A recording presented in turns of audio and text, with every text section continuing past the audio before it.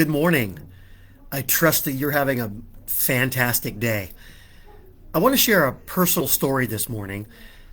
I don't want it to seem like I'm tooting my own horn because believe me, I'm not.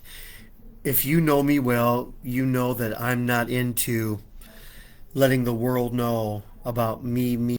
But this morning I want to bring in a personal story and and hopefully it will inspire you. So here we go. I'm at the gym. Okay, it's back day.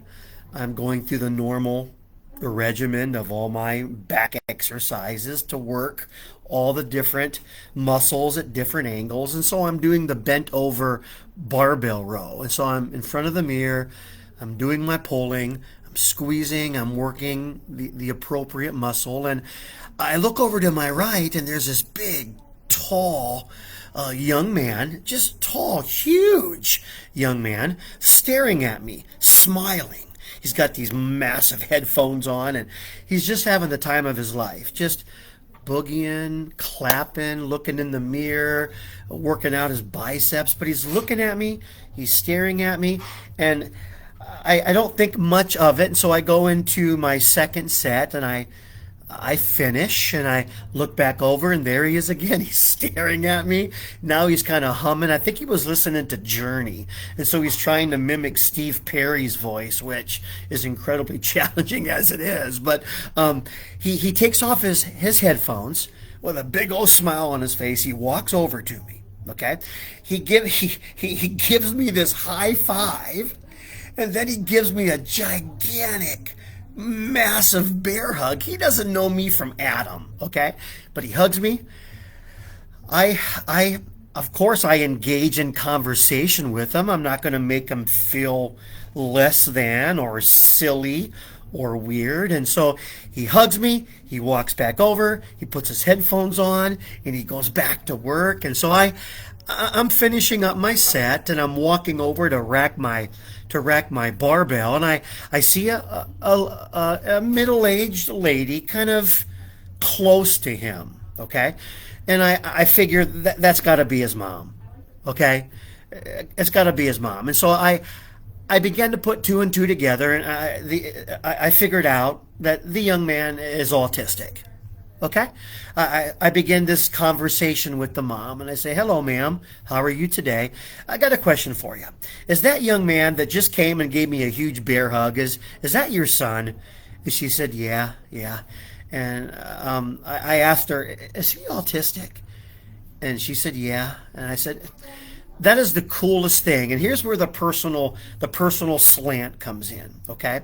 I told her, I have no idea why this is, but autistic people seem to feel comfortable around me. Again, it's not because I'm so great. It's just something about my personality. But I said, "Ma'am, autistic people seem to feel comfortable around me." And she said this, and it absolutely made my day, changed my life forever. I'm serious. She said, "Sir, he must sense that you have a good heart." And I thought, wow, that's the kind of guy I want to be at the gym, at the post office, at Walmart. The mom is tearing up. I can't imagine the struggle that a person goes through who has a child with a special need. They're people.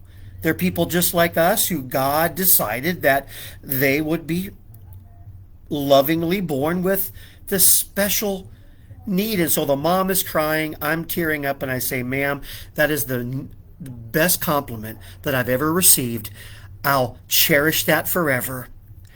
And I pray to God that Don Schulteis that was there that afternoon hugging an autistic young man with a good heart is the same Don Schulteis that everybody sees when I'm in a hurry, when things aren't going right, when the day's just been terrible. I want to be approachable. And that is the leadership lesson of the morning. Don't miss it. Here we go. Okay. Matthew chapter 8, verse 2. tells us that a man with leprosy approached Jesus. Now, hang on to that incredible verse for just a second. How can I not be approachable in light of all that God has done for me? How can I shun anybody in light of all the grace that God has lavished on me? How can I think highly of myself when I know how many times that God has let me off the hook? Folks, we need to be approachable. I need to come down off of my high horse and mingle with the common folk so everybody knows that I'm a sinner saved by grace and that without God's mercy and second chances, I would be nothing. Thus, that makes me approachable. Jesus was approachable. Are you approachable? Jesus did not intimidate people. Jesus attracted people. Jesus was holy, but that holiness did not scare people away. Jesus was holy, but he was not holier than thou. My guess is anybody with autism in that society could have come up to Jesus and given him a high five and given him a bear hug because they could sense that he had a good heart. And God help us all that our hearts would be that good. Now, leaders, here's the deal. The people you have influence over, you have no idea at times what they're going through. Leaders, people with influence, there are those times when you will have no idea that those who are following you are going through some of the darkest days of their life. Now, it's a whole nother issue why you wouldn't know that, because we're supposed to lead relationally. But let's go back. As a leader, you may have no clue what your people are going through, how deep the water is, how hot the furnace is. But I got to tell you, be approachable. Have a good heart. Come down off your high horse, mingle with the common people. Be willing to give people a hug who might not look like you, smell like you, dress like you. A good heart. That might be the leader's strongest asset. Today, go lead and make a difference.